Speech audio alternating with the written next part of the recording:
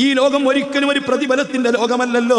ഈ എത്ര നന്മ ചെയ്താലും ആ നന്മക്ക് പൂർണ്ണമായ പ്രതിഫലം കൊടുക്കുന്ന ലോകം ഈ ദുനിയാവല്ല. ആരും അങ്ങനെ കരുതണ്ട.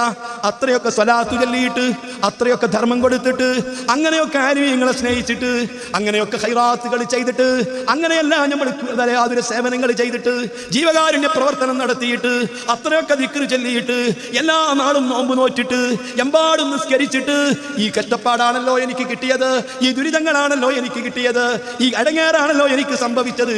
പറയരുതേ പെങ്ങളെ, പറയരുതേ സഹോദര. നീ ജീവിതത്തിൽ ചെയ്തിട്ടുള്ള ഒരു സൽക്കർമ്മത്തിന്റെയും പൂർണ്ണമായ പ്രതിഫലം കിട്ടുന്നത് ഇവിടെയല്ല. ഇതൊരു പ്രതിഫലത്തിന്റെ ലോകമല്ല.